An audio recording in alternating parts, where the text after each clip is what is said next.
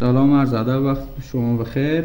با یک آموزش دیگر در خدمت شما هستیم. برای اینکه شلوار لی یا جین کمرش کوچیک میشه چی ترفنده به کار ببریم بزرگ شه، در قدم اول 20 سانتی کار رو میشکافیم و کمر رو از اینجا قچی میزنیم.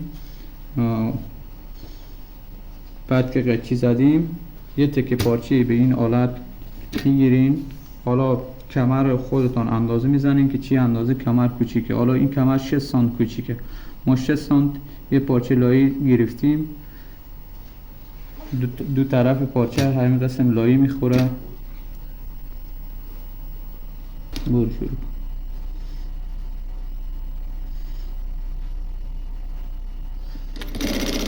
برای شروع کردن یه پایه اول دو طرف کار دوخت میگیریم.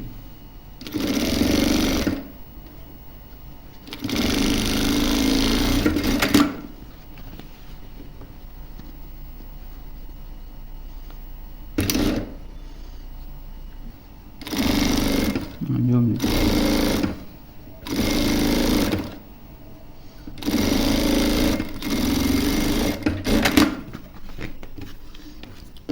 و این طرف دیگه هم همین قسم بخی میزن.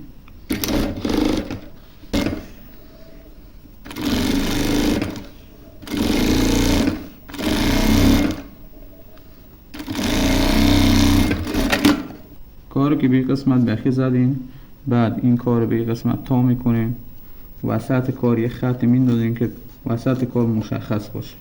اینو که خط انداختیم، بعد به این آلت رو هم کار سوار میکنیم. کاری که سوار کردیم یه بخی میزنیم. یه بخی که زدیم این کار رو به این آلت دوباره تا میکنیم، به این آلت میبریم اتوی میزنیم کار خودش رو صاف کنه.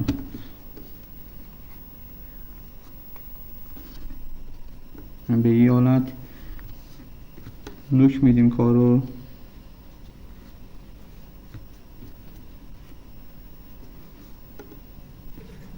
بعد این کار رو راحت به این حالت که کردیم، به خاطر اینکه کمر گشاد بشه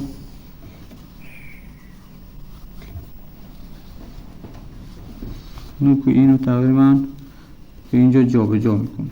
خیلی خوشگل راحت کارمون زیبا و تمیز در بیاد.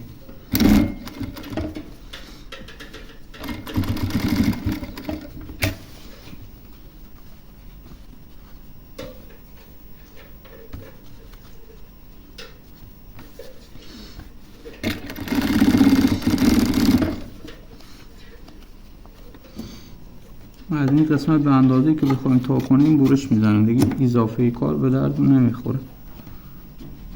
قسم تا میکنیم.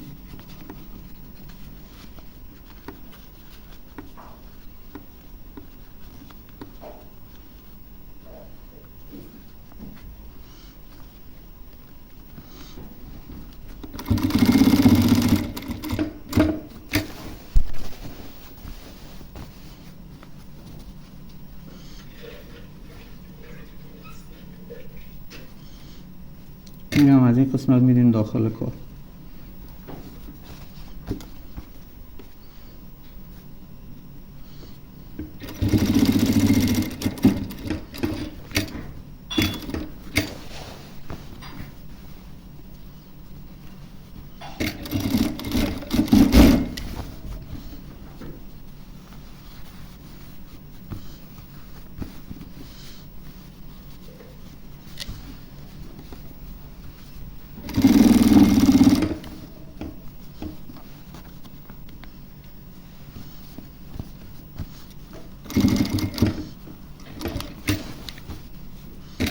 حالا بستگی به سلیقه خود شما داره که چه رنگی رو میخوایم انتخاب بکنیم. فقط برای آموزش این کار رو انجام داد.